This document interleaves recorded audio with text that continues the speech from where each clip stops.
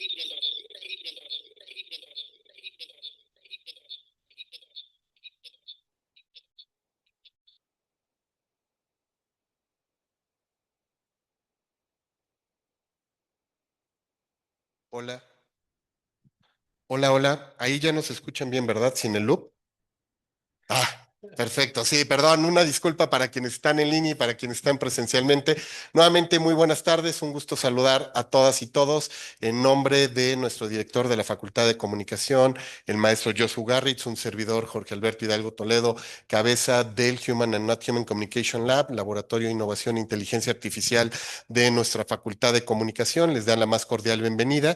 Hoy vamos a tener un tema por demás interesante para quienes nos acompañan y que han estado siguiendo los últimos tres módulos. Como saben, hoy vamos a hablar sobre temas de gobernanza de datos. Vamos a tener una temática muy interesante y que creemos que va a ser relevante para todos y cada uno de ustedes. Y me acompañan como parte de los ponentes el día de hoy dos de nuestras personalidades que gracias a Santander, gracias a Open Academy, hoy pueden estar aquí con nosotros, tanto Mauricio Sarachaga y Miguel Ángel Marín, a quien les agradezco muchísimo que estén el día de hoy aquí con nosotros.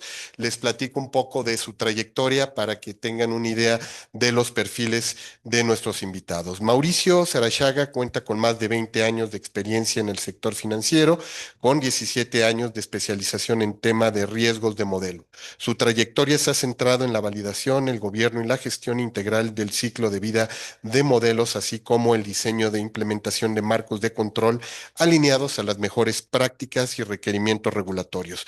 Ha liderado la creación y desarrollo de equipos de riesgos de modelos en instituciones financieras globales como han sido HSBC y Santander, donde actualmente se desempeña como director de riesgo de modelo y él es licenciado en actuaría y cuenta con una maestría en finanzas por la Universidad Marista. Miguel Ángel Marín es arquitecto de tecnología y datos y es actualmente el Chief Data Officer en Santander, México, donde está liderando la transformación del banco hacia una propuesta de data driven y su experiencia se centra en el diseño de plataformas de datos a escala y en la evolución del gobierno de datos hacia modelos modernos basados en ownership y data products, en los que el gobierno no actúa como una capa de control, sino como el habilitador de la democratización y el autoconsumo de datos gobernados por todas las áreas que así lo necesitan. Desde esta visión, el gobierno de datos se integra en el ciclo de vida del dato y se convierte en la base para la analítica avanzada y la inteligencia artificial, impulsando la generación de valor de forma responsable. Así es que les pido un fuerte aplauso para nuestros invitados, a quienes les cedo el micrófono y que puedan iniciar el conversation. ¿Qué tal, Juanse? Hola, hola, ¿cómo están? La hora de comer ya, ¿eh? Pero bueno, vamos a ver si no es demasiado aburrido. A ver si pasa esto. Estamos. Bueno, comentabas que soy el CDO de Santander, efectivamente, pero voy a contarles algunas cosillas más. Yo en mi tiempo libre me dedico a nadar y a escuchar a música. O sea, en realidad eso es lo importante de la vida. Pero desde muy chiquito me di cuenta de que había que potenciarlo todo con datos. Ahora gracias a Dios tenemos un reloj que te mide todo y es muy interesante saber al final del año cuántos kilómetros has nadado en un año, cuántas brazadas has dado, cuánto avanzas por cada brazada que des, etcétera, etcétera. Ahora tenemos muchísimo input para hacer las cosas. La verdad que está súper bien pensado, toda la parte de Garmin está como muy bien organizadita. Fue bastante más complicado seguir el tracking de la música que escucho, en realidad. Porque está bien que Spotify nos lo diga al final del año, pero es que yo escucho viniles y voy a conciertos, entonces también fue complicadito. Lo que sí me hice fue una base de datos de mis conciertos Entonces, yo he ido como a alrededor de 1.100 conciertos en mi vida, divididos en unos 50 países, pero además a hoy en día, gracias a que tenemos bases de datos públicas de los conciertos que hay por ahí, tú podrías saber no solo cuántos conciertos has ido, sino cuántas canciones has visto en directo, porque te conectas a la base de datos comunal que se llama setlist.fm y puedes saber qué canciones tocaron en los conciertos en los que tú fuiste. Y entonces lo que yo consigo es saber cuántas canciones o cuántas veces he visto una canción y por qué grupos distintos, en realidad, porque muchas veces tocan otras cosas. Todo esto se trata de ir más allá de los datos, es decir, oye, ¿y qué has hecho, no? Y eso qué ha significado para ti, y con eso qué puedes aprender. Hoy vamos a hablar del gobierno del dato, y el gobierno del dato no es más que tener datos sobre tus datos, no es más que saber más acerca de los datos que tienes. ¿Para qué? Pues por lo menos para entenderlos. Pero bueno, voy a intentar que no sea una cátedra de qué es el gobierno del dato.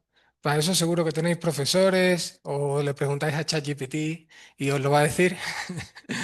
Voy a intentar ilustraros un lado nuevo o algo que desde mi experiencia trabajando muchos años en esto me doy cuenta de que nos hace falta si queremos tener un buen gobierno de los datos. A ver si les llama la atención, ¿ok? Le he llamado gobierno del dato en la era del AI y como subtítulo un spoiler de lo que vamos a ver, y es pasar del gobierno del dato al gobierno de los procesos. Después Mao nos contará el gobierno de los modelos, que también es súper importante, ¿no? Y del riesgo que el no tener ese gobierno conlleva. ¿Qué les voy a contar? Les voy a contar lo siguiente. Lo primero que tienen que saber es que la IA no va a arreglar nuestros datos. Punto. La IA los va a escalar, nos va a dar muchos más datos o nos va a llevar nuestros datos a mucha más gente. ¿Y esto es bueno o malo?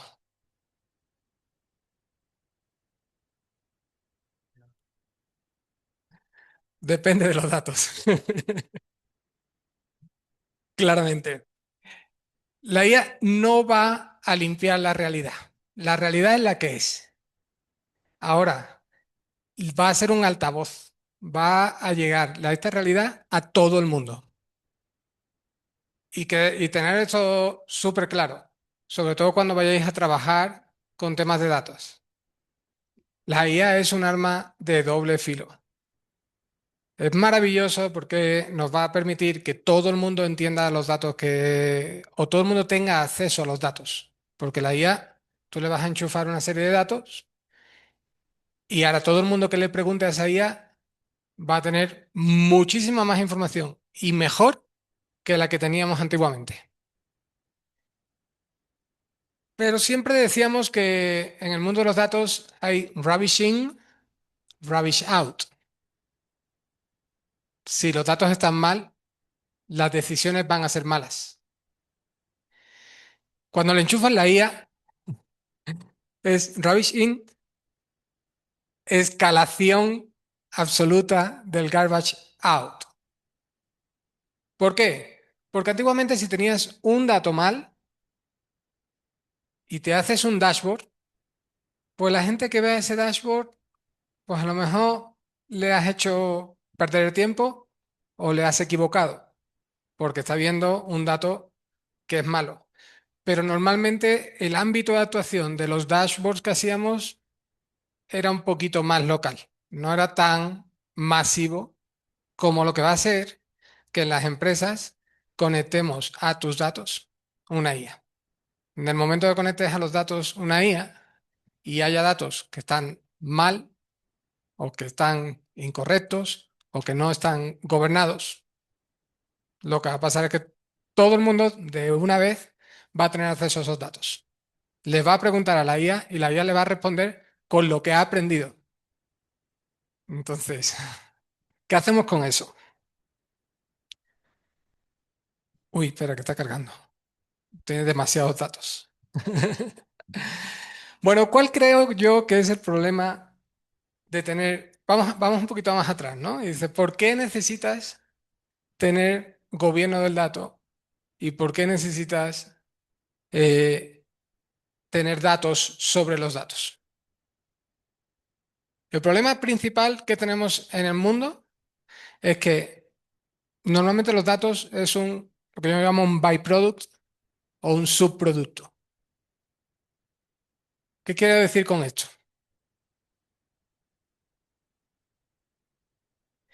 Lo que quiero decir es que las compañías en general, a lo mejor Google no, o a lo mejor compañías de data no, pero las compañías en general no diseñan datos.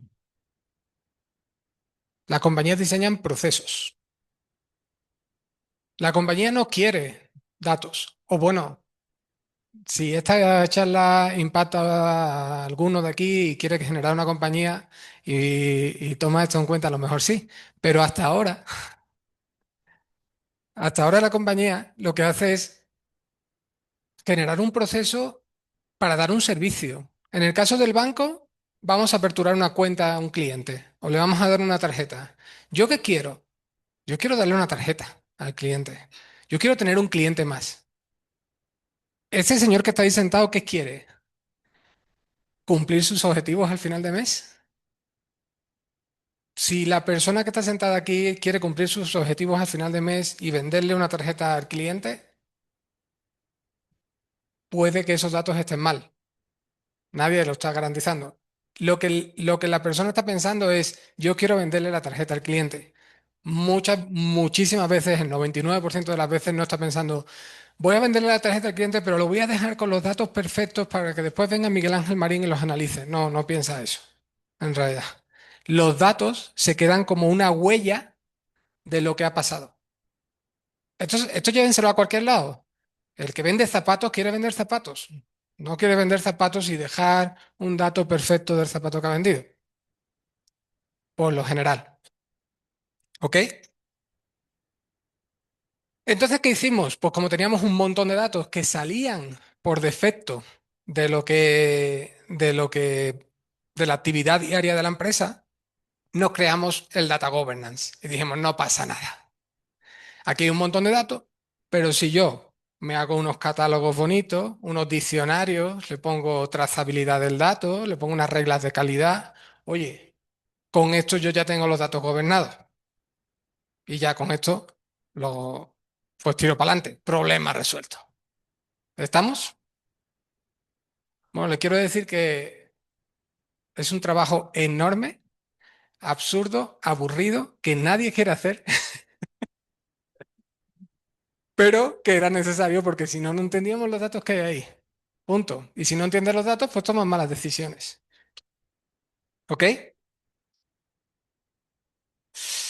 Entonces, un pequeño brief. ¿Qué es Data Governance?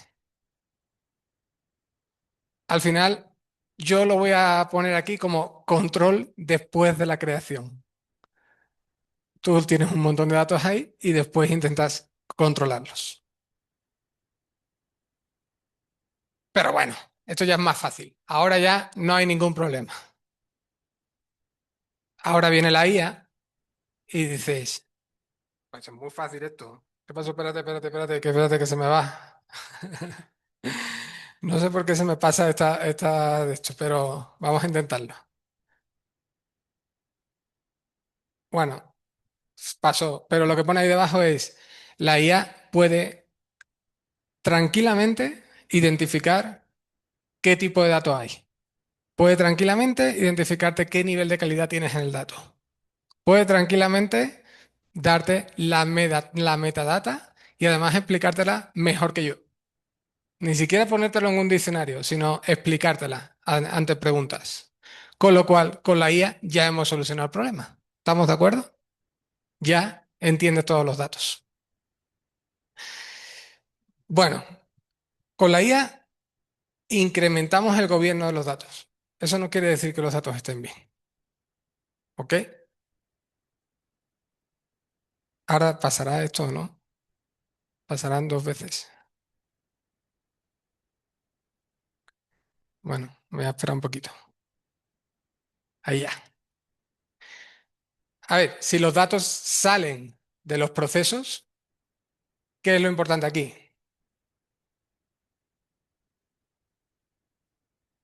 Los procesos. En realidad, si el proceso está roto, el dato está roto. Si el proceso de onboarding de un cliente permite que el que está tecleando el nombre del cliente ponga el nombre mal, yo lo voy a considerar como un cliente que se llama Juan cuando en verdad se llama Andrés. Lo que es peor, si yo ya tenía un cliente que se llamaba Juan y le puse J. punto, voy a considerar que tengo dos clientes distintos. Y además, no hay ningún problema. De hecho, es mejor, porque el banco tiene más clientes. El señor que vendió la cuenta, ¿qué crees? Vendió la cuenta y llegó a su alcance de su meta del final de mes, porque tuvo un cliente más. ¿Ok? Pero bueno, el proceso está roto y el dato también. Uy, ¿qué hacemos?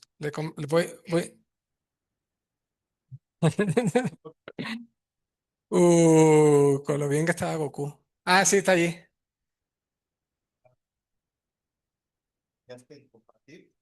A ver, voy a volver a compartir. Ventana, pestaña, aquí, compartir. ¿Ahora? Ahora no se ve nada ahí. Uh,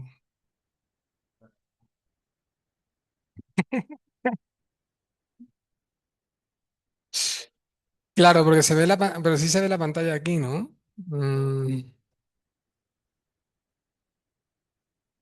Uh, ahora que dejé de compartir se cargó. Bueno, pues. Oigan, perdonen los que están en línea, tenían que haber venido en presencial. Eh, No.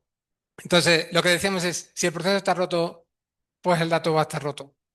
Tiene posibilidades de que esté roto. Entonces, yo, siendo que tenemos la IA y siendo que tenemos, que nos va a potenciar un montón los datos que nos van a sacar y el gobierno que podemos sacar,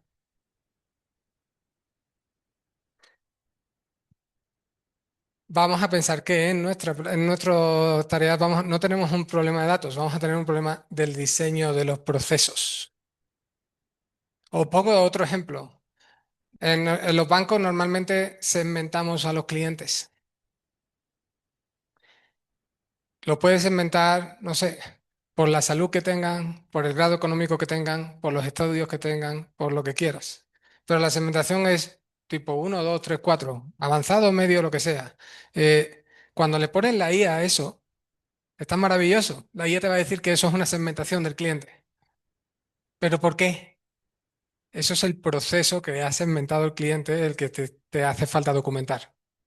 Y normalmente no lo va a entender la IA mirando los datos. Así que la propuesta es tener un gobierno de los procesos, tener un responsable del proceso, crear los procesos que tengan una observabilidad, y de eso hablarnos mucho Mau, tener métricas, diseñar con la calidad en el origen. Y a esto, la idea que me gustaría que se lleven es que el dato no debería de ser un subproducto, como decíamos antes, sino que lo que quisiéramos cuando nosotros diseñamos un proceso es pensar en qué data va a salir de este proceso, porque esa es la data que va a alimentar la IA, en realidad. A esto le llamamos Data Product Thinking, o le he querido llamar Data Product Thinking, y es pensar en un producto de datos. El producto de datos está al mismo nivel que el producto de tu negocio, ahora más que nunca, porque en realidad es que vas a querer potenciar con la IA tu negocio. Vas a querer que la gente se conecte a tu negocio, ni siquiera sin front, ni por nada. Se van a querer conectar un agente o se va a querer conectar el ChatGPT de Mau a tu servicio. Y lo que quieres es que tu proceso esté tan bien que la IA lo vaya a entender.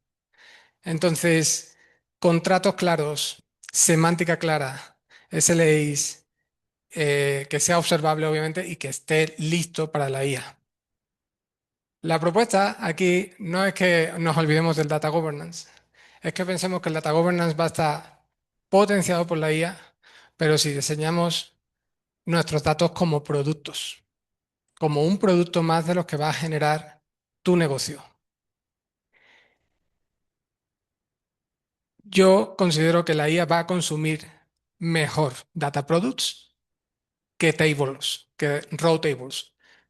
Las tablas crudas, como decía antes, la IA te va a adivinar qué es una segmentación, pero no sabe cuándo aplicar esa segmentación si no conoce cuál es el proceso que lleva a esa segmentación.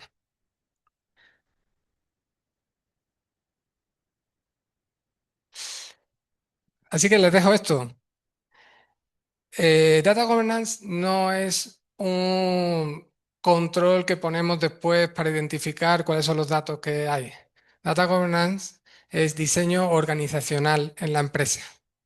En verdad, la ventaja competitiva es que diseñes bien tus procesos. ¿Ok? ¿Te dejo? Bueno, espero que les haya llamado un poquito la atención, por lo menos, en el mundo del gobierno del dato dentro de la IA y doy paso a los riesgos que vienen asociados con los modelos que vamos a hacer. ¿Qué tal? Buenas tardes a todos. Sí, mi nombre es Mauricio y me dedico al riesgo de modelo. Ujú. Y llevo mucho tiempo eh, haciendo esto y me gusta. Y una de las cosas que me gusta es que no deja de evolucionar. O sea, por ahí cuando decían cuánto tiempo llevo haciendo lo que llevo haciendo, pues llevo como 17 años en dos bancos, ¿no? Y en HCBC creé el riesgo de modelo, creé el área y me vine a Santander pues, a hacer básicamente lo mismo. Eh, y no me he aburrido porque ha cambiado tanto y son tantos retos que pues esto no deja de mantenerme emocionado y activo. Y voy a hablar un poquito de gobierno de modelos. Ajá. Y esto aplica a cualquier modelo que quieran hacer. Puede ser un modelo muy tradicional, puede ser un árbol de decisión muy sencillo, puede ser una regresión lineal, puede ser alguna proyección, puede ser una regresión logística o puede ser un modelo de inteligencia artificial el más avanzado que se les ocurra. ¿Mm? Pero voy a hablar de gobierno en general. Entonces, la primera, digamos, aplica a todo. Ya después voy a hablar un poquito del AI Act de Europa, que ya habla específicamente de cómo regular o de qué se busca regular en la inteligencia artificial. Ujú. Antes que eso, está, va lenta, sí. Primero les quiero explicar, bueno, ¿por qué es relevante el riesgo de modelo? Ajá. A ver, todos entienden que un riesgo es algo que se puede cuantificar, se puede medir, se puede prevenir, se puede mitigar, pero no se puede evitar, ¿no? O sea, no se puede evitar el riesgo por completo. Entonces, el riesgo de modelo es un riesgo transversal a cualquier lugar donde se implemente un modelo. Y por un modelo me refiero a un modelo matemático. Ujú. Le va a afectar a todas las áreas del banco, a todo el banco o sea, si es un banco, si es una empresa de recursos humanos, créanme o no, les va a afectar que se implemente o que se utilice un modelo de manera incorrecta. Y este es un ejemplo. Hay un caso que es de una empresa que se llamaba Knight Capital que tenía unos algoritmos de trading automatizados implementados en varios servidores. Entonces, lo que hace esta empresa de Night Capital, por ahí en 2012, fue que quiere actualizar su modelo de trading, o sea, las reglas, el código que está ejecutando los trading automatizados, quiere hacer una nueva versión. Y tienen 8 servidores donde está corriendo esto. Y esto corre a través de una implementación que se llama estructuras padre e instrucciones padre e instrucciones hijo. Entonces, digamos que la estructura padre es hacer padre de papá, ¿no? No. Era seguir como cierta instrucción general, o sea, de la jerarquía más alta. Y entonces el modelo tomaba decisiones que eran las instrucciones hijo, iba tomando decisiones en base a la instrucción principal. Entonces había 8 servidores que tenía esta empresa para hacer trading automatizado, o sea, para hacerlo, porque lo que querían era ganarle a pequeñas transacciones, ganar mucho. Entonces, implementan una nueva versión del código, lo implementan correctamente en 7 de los 8 servidores. El servidor donde no implementan correctamente esta nueva versión de código empieza a hacer transacciones, pero hizo 4 millones de transacciones. Ujú. Más o menos hizo trading de unas 397 millones de acciones. Puso a la empresa, para los que entienden el mercado de trading, en corto y en largo, más o menos les puso posiciones no deseadas de 3 billones de dólares. Tres en cada uno, o sea, como 3 billones en posición corto y 3,5 billones de dólares en posición largo del mercado en 45 minutos. Y el problema fue que aparte, cuando se dieron cuenta, no lo pudieron apagar. Ujú. O sea, de repente se empezaron a dar cuenta de que algo estaba funcionando mal, lo quisieron apagar y se apagó en 45 minutos porque era un proceso del servidor. O sea, el servidor funcionaba así. O sea, se apagó porque así funcionaba el servidor, pero cuando se dieron cuenta no lo pudieron apagar. Entonces, al final del día, cuando lograron deshacer algunas posiciones, lo que sea, la empresa perdió 460 millones de dólares. Eso fue lo que reportaron a la SEC. 460 millones de dólares por un código mal hecho en un servidor, 45 minutos. Ujú. La empresa casi quebró, tuvo que tener una inyección, o sea, su acción cayó 70% en el día siguiente. Le tuvieron que hacer una inversión de capital de 400 millones para rescatarla. Entonces, pues, visto algunas de las caras que he visto, pues creo que les he dado un buen ejemplo de por qué es importante el riesgo de modelo. Ujú. Y aquí lo que vamos a entender es qué pasó, cuáles son los errores que pasaron en esto. Obviamente se implementó mal, ¿no? O sea, este código lo podemos entender como un modelo matemático, estas reglas, pero este código se implementó mal. Aparte, no tenía buenos controles, no lo validaron, es decir, no se dieron cuenta que estaba mal implementado. Ujú.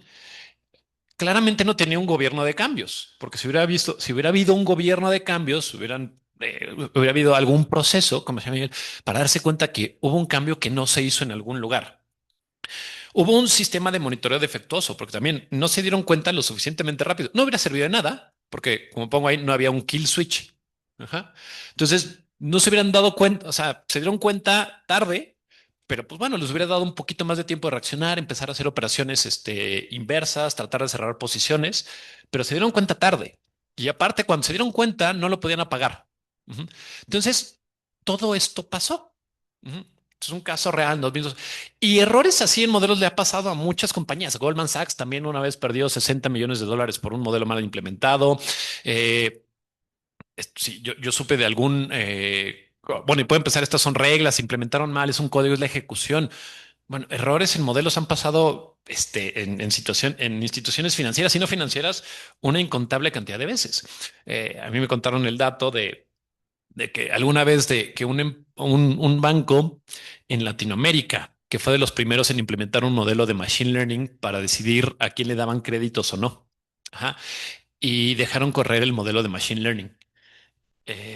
Y este modelo de repente estaba un poco sin supervisión y empieza a notar que los mejores pagadores de todo el mundo, o bueno, al menos de todo ese país, y funciona igual en todos los países, son los que reestructuraban un crédito.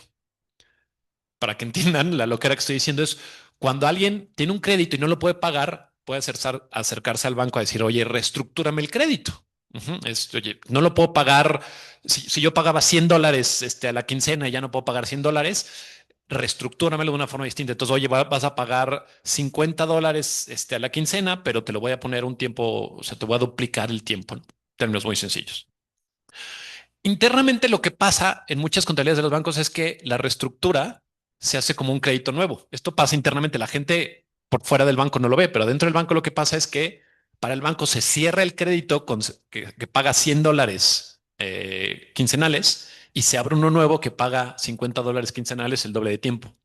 Entonces el modelo de Machine Learning dijo, oye, estas personas son fenomenales, pagan el crédito, ¿no? Y aparte lo pagan en una sola exhibición. Entonces el modelo Machine Learning entiende que esos son los mejores pagadores y busca esos perfiles para darles crédito. ¿Quiénes son los que reestructuran? Pues las personas que no pueden pagar, o sea, son las personas que tienen un mal perfil crediticio, o sea, ya no le puedes dar crédito. Entonces, ¿el modelo está mal hecho? Sí. ¿Cuál es el problema? Que no está bien vigilado, no está bien gobernado. Ujú. O sea, los modelos pueden cometer errores y van a cometer errores, no hay modelos perfectos. Pero si no hay una estructura de gobierno atrás, o sea, el proceso de implementar, desarrollar y usar el modelo no es correcto, pasa este tipo de errores, ¿no? Con lo que sea Miguel. O sea, el problema es el proceso. Ujú.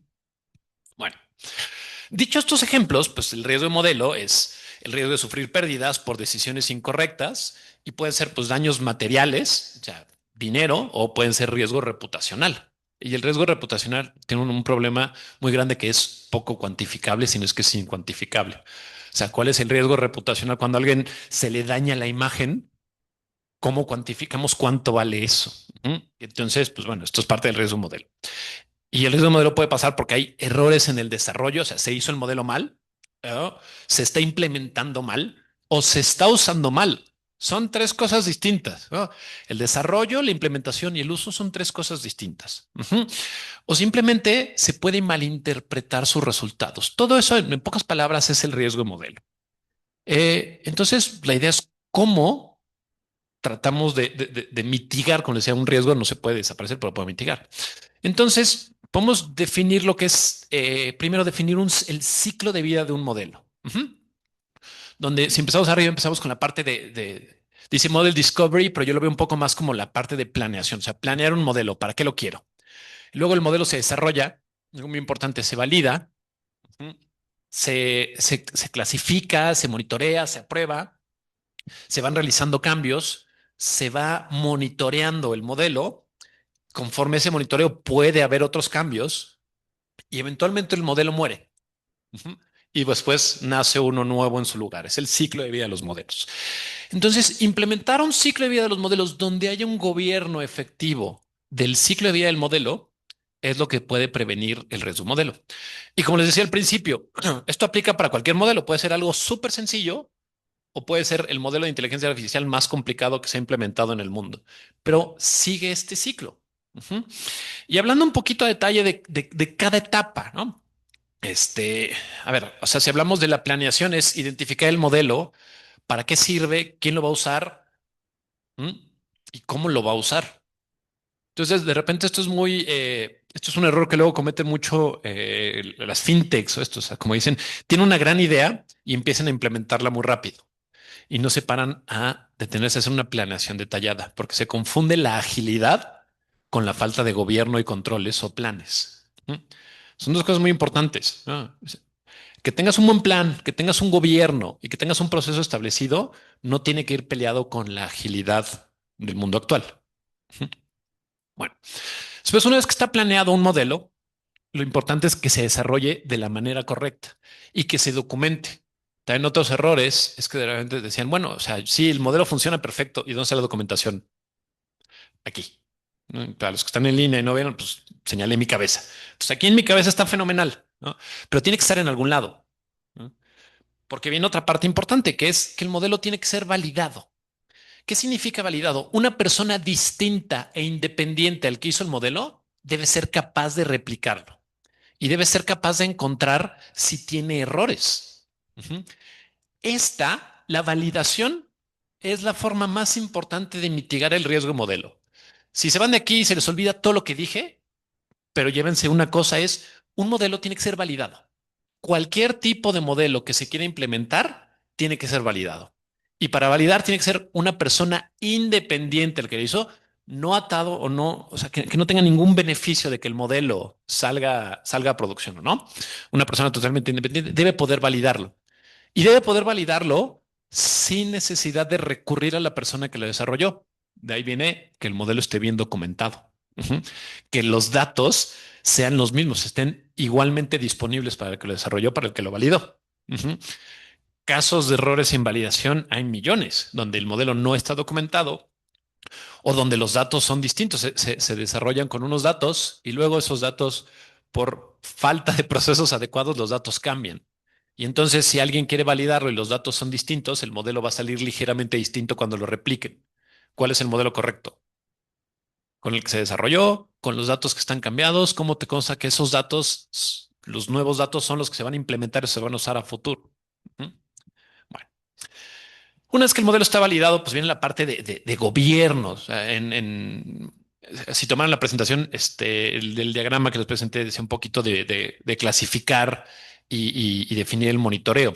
Yo le llamo aquí gobierno porque es lo importante es decidir el modelo voy a clasificar de alguna forma. Hay modelos muy importantes si hablamos de una institución financiera que puede ser un banco, si hablamos de alguna empresa que tenga modelos implementados, pues habrá modelos más importantes que otros. Entonces, no necesariamente todos los modelos tienen que ser tratados iguales. Los modelos más importantes merecen más atención, los modelos menos importantes merecen menos atención, pero no por eso deben dejar de ser clasificados y gobernados. Y eso hace que también se tenga que definir cómo se van a monitorear o cómo se van a usar, qué métricas de desempeño, de estabilidad del modelo voy a utilizar para cada uno. ¿Mm? Después de la variación y el gobierno, pues viene el uso. Entonces, cuando estoy utilizando el modelo, yo debo ser capaz de monitorearlo, de ver si el modelo está funcionando como creo que debe estar funcionando.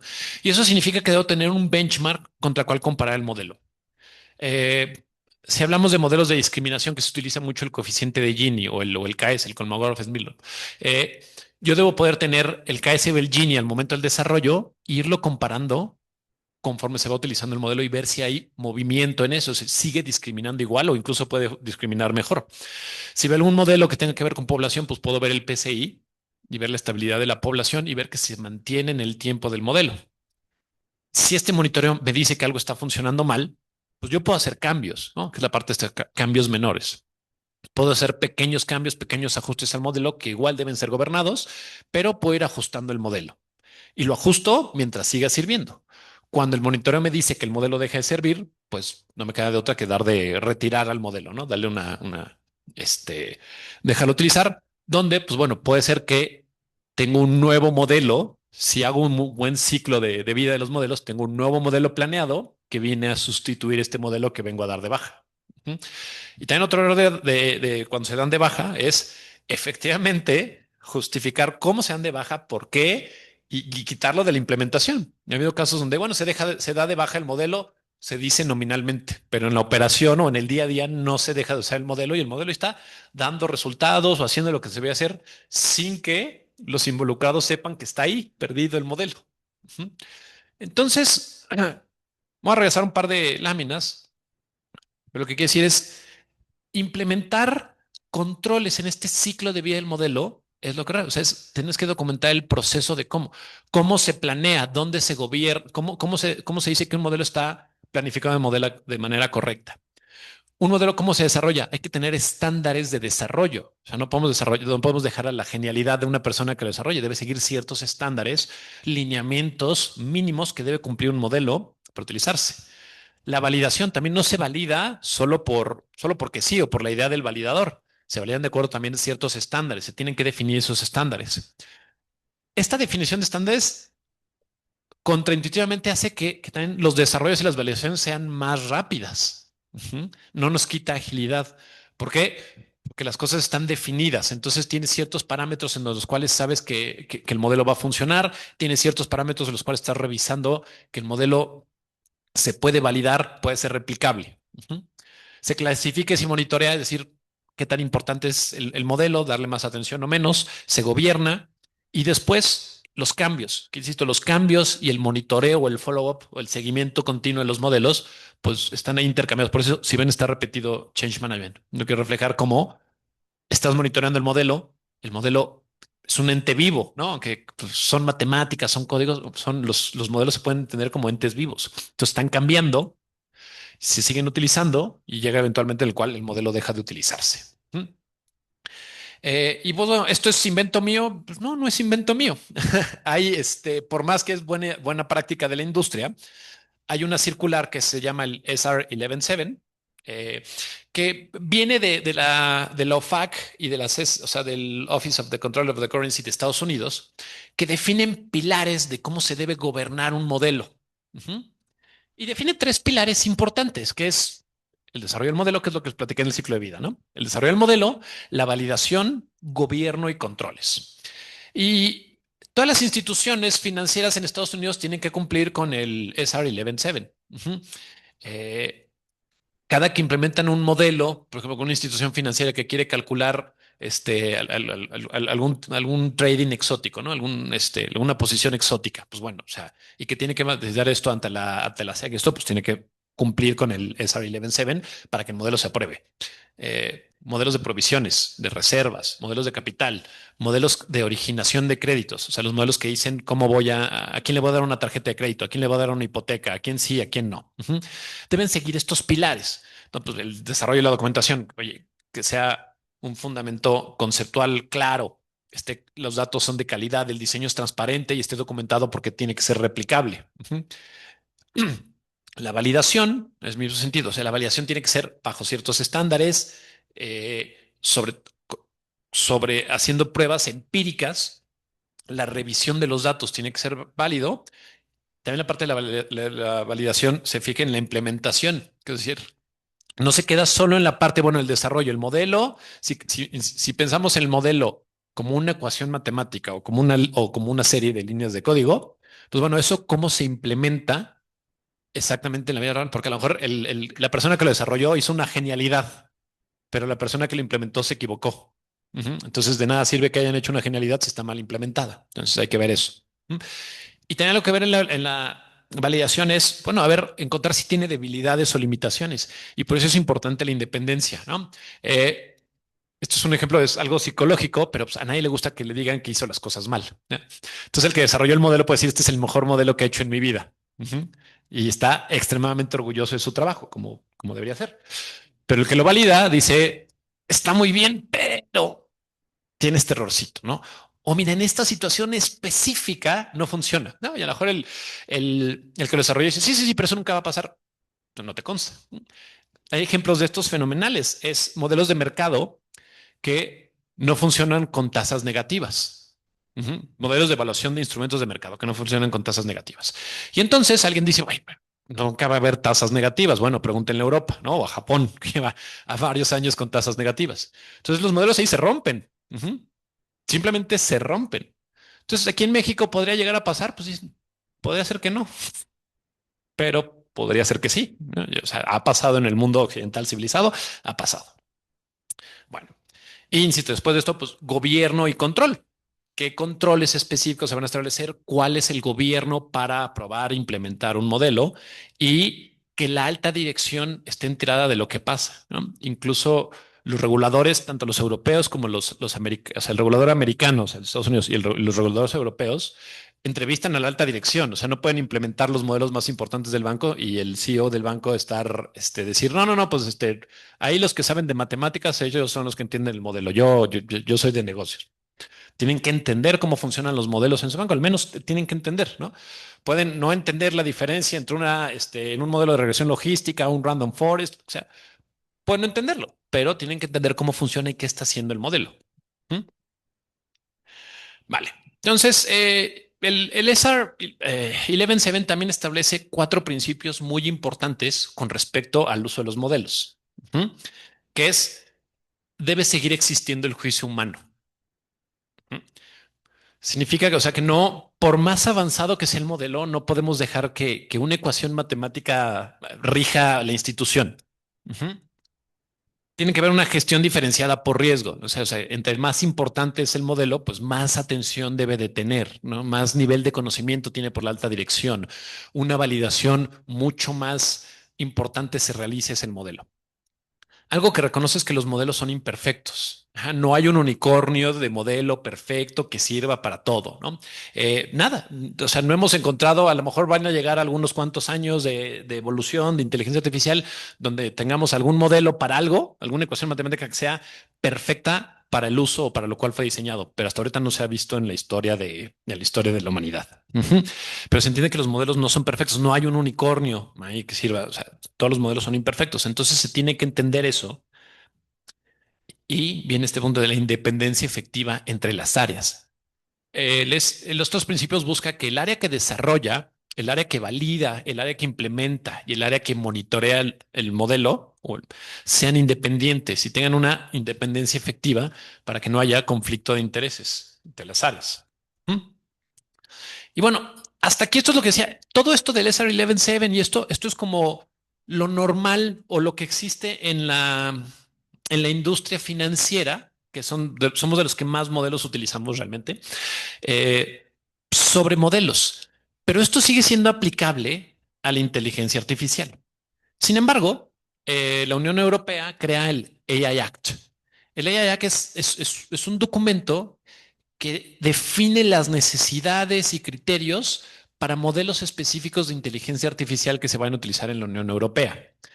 Y dice, bueno, pero aunque no sea en la Unión Europea, si un modelo de inteligencia artificial tiene impacto sobre la vida de un europeo, debe cubrir con los requisitos del AI Act. Por eso son muy importantes. Eh, Algo que busca, entonces el AI Act tiene ciertos pilares. Uno es que quiere proteger los derechos fundamentales, que es la privacidad, la discriminación y la seguridad de las personas. Algo que prohíbe el AI Act es que un modelo de inteligencia artificial sea utilizado para discriminar a una persona. Diferenciemos evaluar objetivamente de discriminar. ¿Qué me refiero con evaluar objetivamente? Si yo intento evaluar el perfil crediticio de una persona, yo puedo evaluar su calidad crediticia, y esto lo llevamos haciendo con modelos de regresión logística, la industria financiera, durante unos 60, 70 años, y de manera muy efectiva.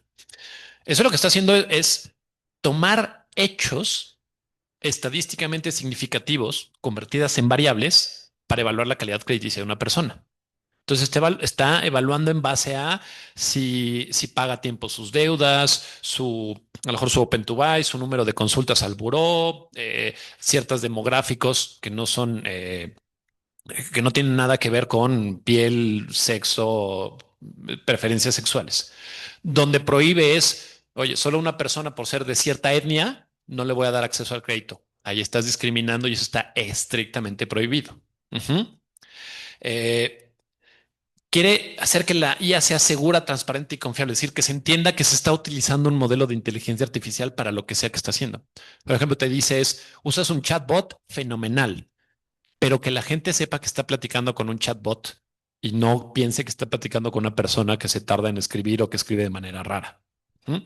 Eh, Tiene que tener certeza jurídica con las empresas desarrolladoras y tiene que tener o sea, tienen que poder entregar cuentas. No se vale decir, bueno, es que el modelo funcionó mal. El culpable es la empresa que implementó ese modelo. Ujú. Eh, entonces, el AI Act en resumen, o sea, bueno, explica todo esto que les acabo de platicar, pero en resumen da 4 niveles de riesgo o 4 niveles de uso de inteligencia artificial. Entonces da el riesgo aceptable, que es libre uso, que son inteligencias artificiales que pueden ser filtros de spam, incluso esto regula inteligencias artificiales dentro de videojuegos, ¿no? Chatbots, cosas así. Entonces, ese tipo de cosas son de libre uso. Tiene que cumplir con lo que dije en la diapositiva pasada, ciertos principios, ¿no? De no discriminar. O sea, el chatbot no te puede decir, eres mexicano de más de 40 años, no, no te voy a hacer caso. No puede discriminar. Puede tomar esas variables para decir, te voy a atender mejor si me dices tu nacionalidad y esto, pero no puede discriminar, ¿no? Entonces, ese es el riesgo aceptable. Define lo que es el riesgo limitado, que van a ser sistemas o modelos que interactúan con personas, pero que no toman decisiones. Ujú. Por ejemplo, puede ser un sistema que filtra estos, o sea, modelos de recursos humanos, que a lo mejor toma un currículum, lo lee y filtra si cumple con las características que se están que requiere un puesto, o sea, para una postulación de una vacante. Entonces, el modelo lo que puede hacer es prefiltrar, pero no está tomando la decisión de la contratación. ¿Mm? Entonces, es un riesgo limitado, se pueden utilizar. Este ya requiere cierto tipo de validación y de gobierno. Ujú. Después viene el de alto riesgo, que este requiere una validación, un gobierno, o sea, digamos, todo lo que platiqué sobre lo que dice SR 117 y los estándares de la industria, el gobierno, requiere esto de manera muy importante. Y estos son sistemas que significativamente afectan la vida de las personas. Aquí sí hay scorings de riesgo de crédito, es decir, ¿a quién le voy a dar crédito? ¿A quién le voy a dar una tarjeta? ¿O a quién le voy a dar una hipoteca? ¿O un préstamo estudiantil, lo que sea? Ujú. Ahí sí ya son modelos matemáticos, bueno, o con inteligencia artificial, que están tomando una decisión.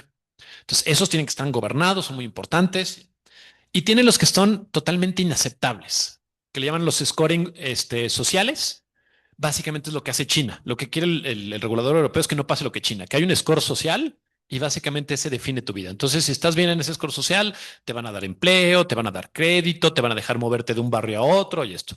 Y si sales mal en ese score, ni siquiera no te dan crédito, no te dan educación, no te dejan moverte de tu barrio, no te puedes mudar. Eso es lo que está estrictamente prohibido, lo que quiere que la regulación europea que no pase. Y también dice sobre reconocimiento biométrico en tiempo real, está exceptuando cuando sea una cosa de seguridad nacional, que es otra cosa que hace China, que también tiene un scan biométrico y saben exactamente en dónde estás, si tomaste el metro, si te subiste, si te bajaste, si te moviste, si entraste a la oficina o no. Eso es lo que quiere prohibir la Unión Europea, a menos de que sea algo muy específico, un uso muy específico en de seguridad nacional.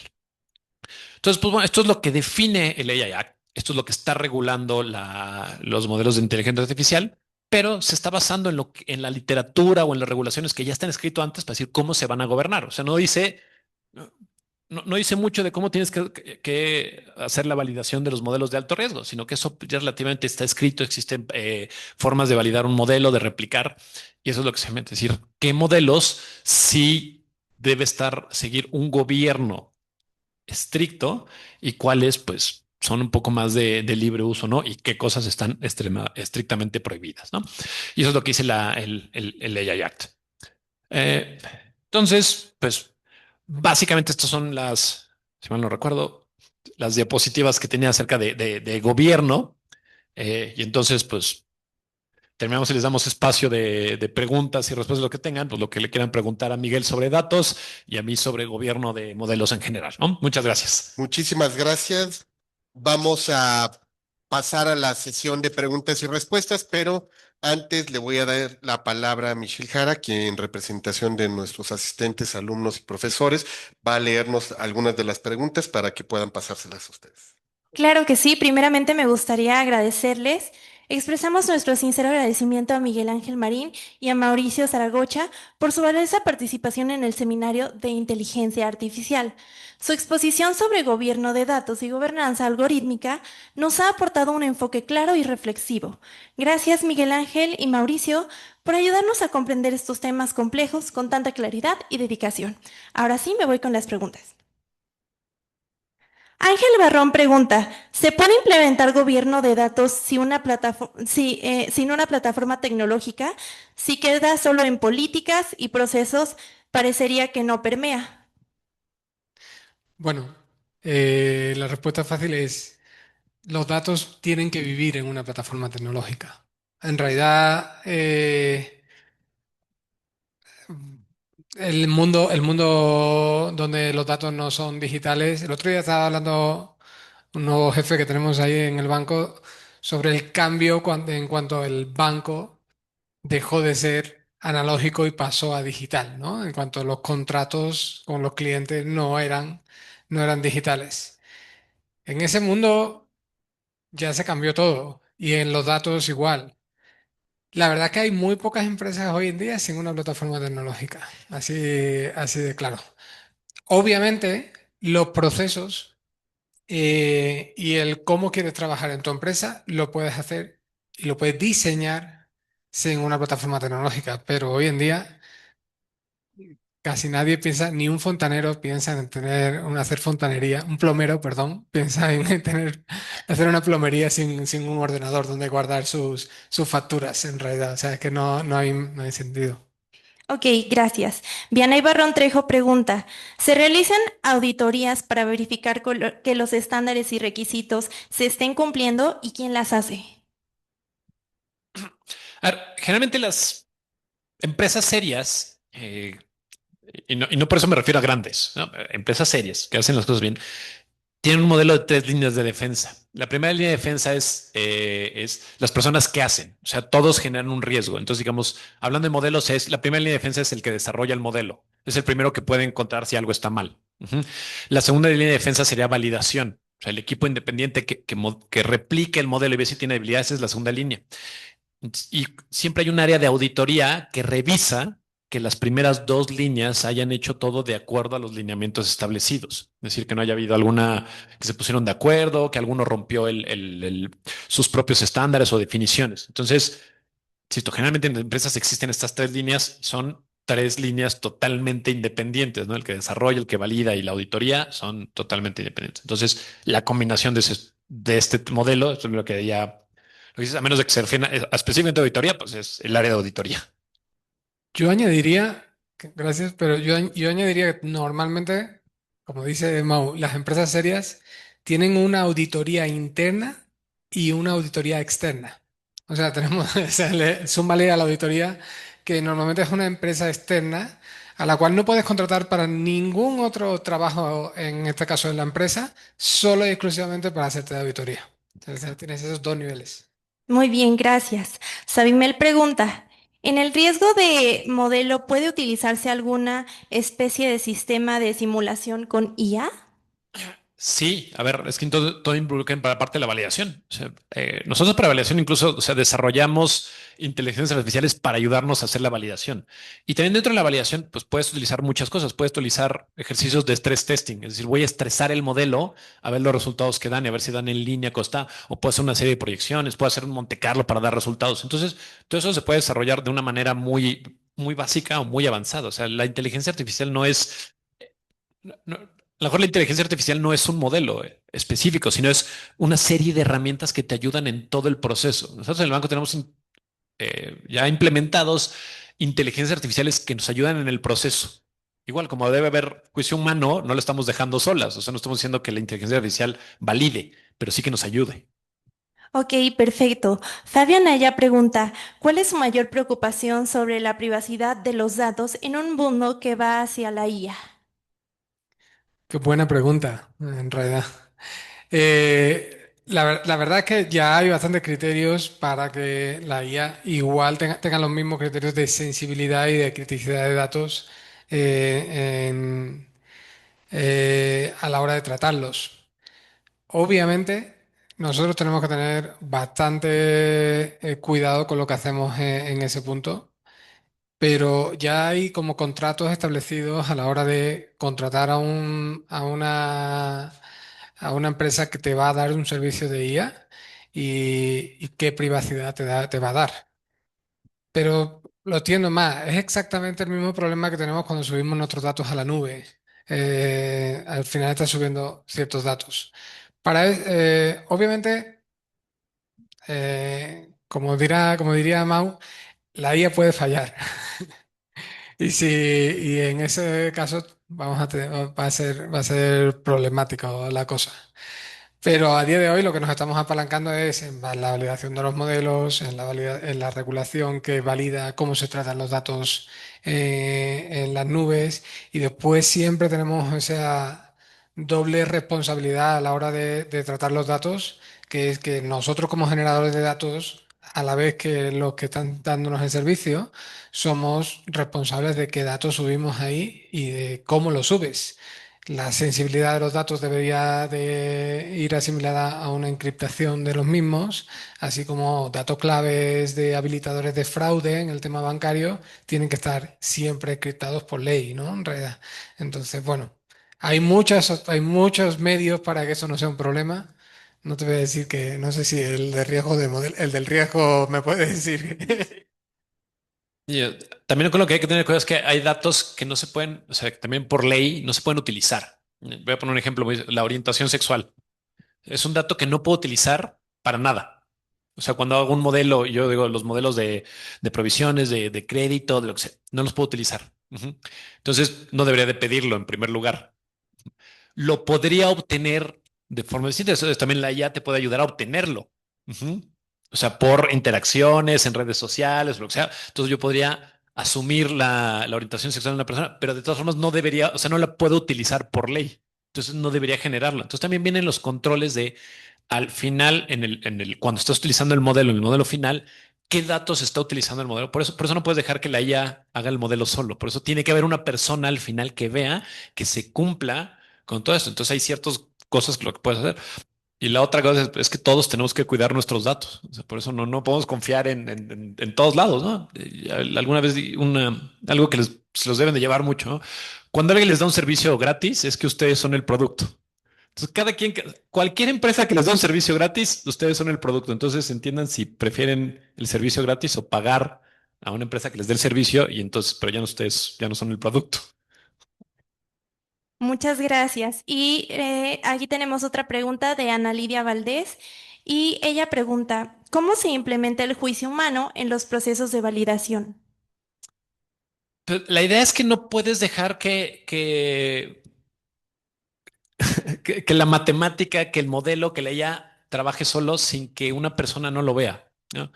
Yo puedo tener un asistente virtual de inteligencia artificial que me diga si el modelo cumplió todo esto, pero yo no puedo simplemente correrlo y dejarlo que eso sea el resultado. Tengo que leer el resultado, tengo que cuestionar eso. Entonces, es lo que dice que el juicio humano, que una persona que no se, lo que no se puede hacer es abandonar el proceso por más automatizado que se crea que esté, o por más a prueba de balas o a prueba de fallos que esté un asistente de inteligencia artificial. Eso no se puede dejar sin supervisión humana. Un humano siempre tiene que estar ahí y ver que todo está funcionando. Y eso es lo que se ve con no abandonarlo, ¿no? Te puede ayudar mucho, te puede automatizar, te puede eficientar. Sí, sí, sí, pero siempre una persona tiene que estar, la persona, un humano tiene que ser el responsable de eso.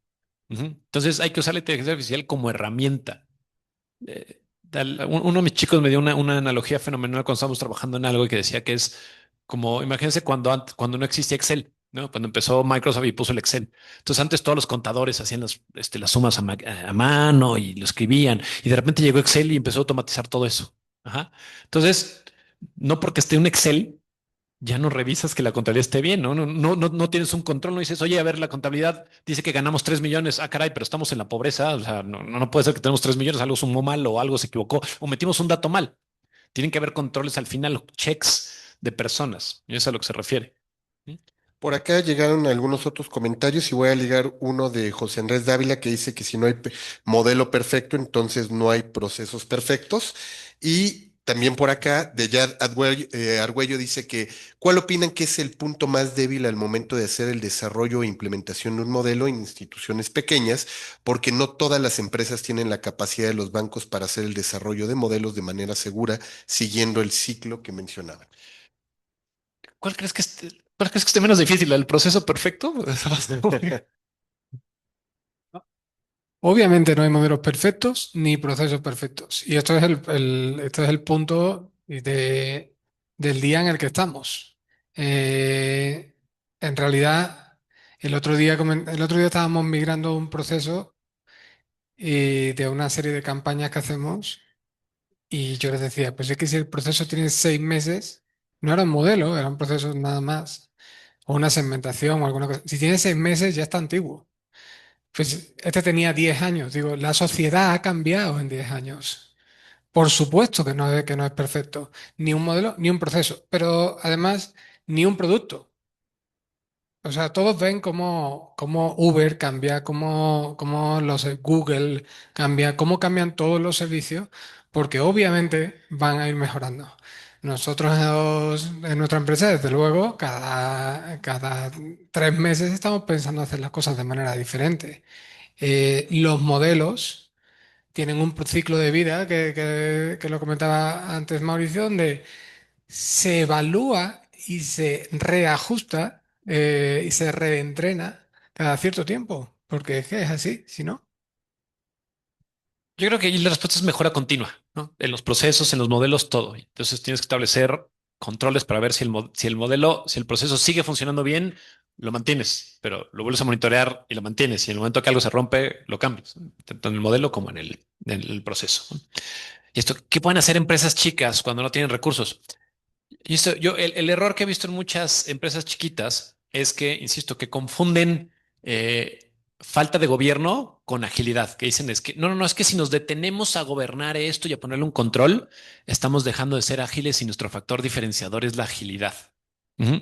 Yo creo que ese es el gran error. O sea, detenerse y ver que las cosas estén funcionando, meter controles, es distinto a dejar de ser ágiles.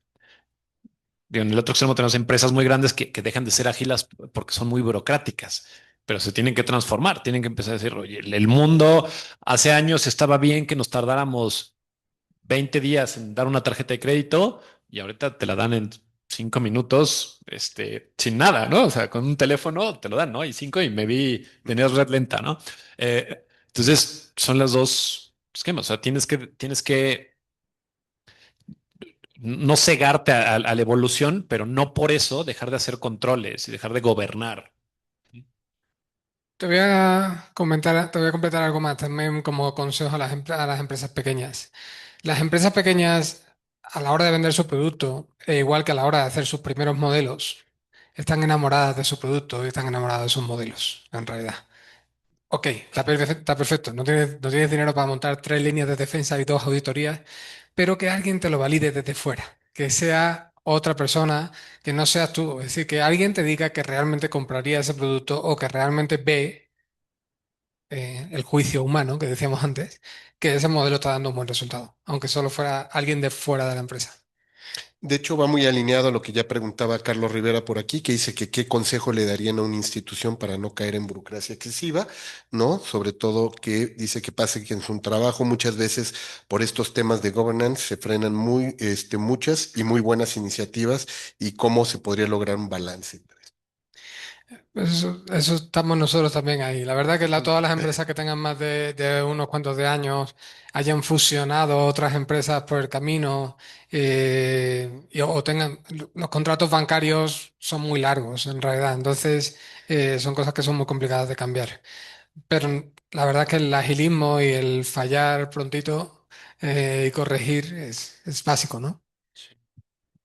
Yo creo que también lo que le ayuda a las empresas es tratar de involucrarse y meter como procesos ágiles, ¿no? O sea, los procesos ágiles es una filosofía de vida, ¿no? Que le aplican a empresas o no, sí. Entonces, hay empresas que han decidido transformarse y lo han hecho de manera brillante, otras empresas que les cuesta más trabajo. La idea es transformarse, aplicar procesos ágiles, ¿no?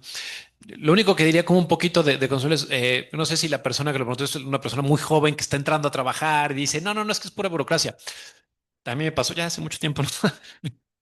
Que yo entré a mi primer trabajo y decía, es que ¿por qué se hacen las cosas así? Y bueno, no sabía que había un proceso de gobierno, ¿no? O sea, no confundir que exista un proceso de gobierno con que el proceso sea burocrático, insisto. ¿Ah?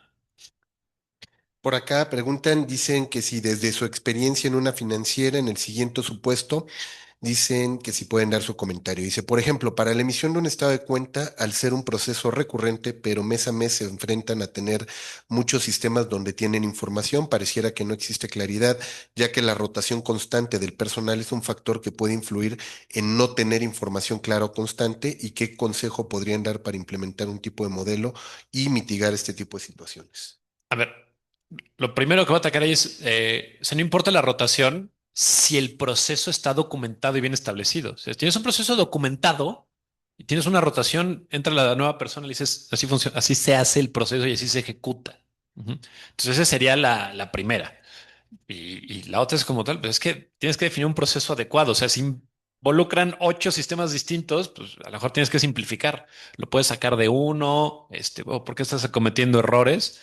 Sí, a lo mejor es por mezclar tantos sistemas. A veces los procesos vienen de paradigmas. A alguien se le ocurrió que no sabía que un dato estaba en un sistema, lo sacó de otro sistema y lo empezó a sacar de ese sistema y ya se crea un paradigma, ya siempre lo sacan ahí. Y de repente llega alguien, X tiempo después, y dice, pero si todo está aquí, ¿por qué lo sacamos de 3 lados distintos? Y le seguro te ha pasado, a mí me ha pasado. Hombre, la verdad que el ejemplo que puso era para el estado de cuenta. Realmente hay un montón de maneras de tener el estado de cuenta en un único sitio. Y nosotros en Santander, desde luego, lo que estamos apostando es porque el cliente tenga el estado de cuenta siempre disponible, sin tener que pedírselo a nadie ni depender de la rotación de nadie. Entonces, si lo tienes en distintas bases de datos, hay opciones de virtualización o opciones de consolidación en una única base de datos y sobre todo ponérselo a través de la app disponible al cliente cuando lo quiera, en que no tenga que ir a pedirlo ni depender de ninguna persona, ni de rotación, ni de nada, de nada. Por acá, Carlos Ruiz dice que la IA actualmente está en el estado de booster, el trabajo, pero no para resolución, ya que justamente no trae el contexto y la situación de la realidad. ¿Qué opinan de que la inteligencia artificial aún se le deben dar prompts más específicos e indicaciones como a otra persona? Bueno, obviamente hay que darle prompts específicos y obviamente yo recomendaría también que iteren La verdad es que normalmente no haces un prompt perfecto la primera vez, pero en la conversación puedes ir perfeccionando lo que le quieres pedir. Ahora bien, no se queden con que la IA es un chat. No es un chat. Nosotros utilizamos la IA para un montón de cosas y hay un montón de temas en los que la IA va solita. O sea, nosotros utilizamos IA para codificar, para tirar líneas de código. Y la IA prácticamente mientras que estás escribiendo la línea de código te va sugiriendo lo que viene, sin que le preguntes nada. Entonces, no es solo los prompts, que obviamente hay que estudiarlos y hay que prepararlos y hay que, sobre todo, tenéis que get used to it. O sea, tenéis que acostumbrarse a trabajar con un compañero que ahora se llama IA o ahora es un chatbot. Es tu superpoder al ladito tuya. Pero en realidad la IA la vamos a utilizar para infinitas cosas. Las utilizamos para automatizar procesos dentro del banco, para para no tomar decisiones, pero para que te des un montón de inputs en el banco para leer documentos complicados como son acuerdos de empresas. Cuando una empresa quiere darse de alta en el banco, esos documentos normalmente necesitamos a un juez, a un juez, a un abogado, al equipo jurídico para entender ese documento.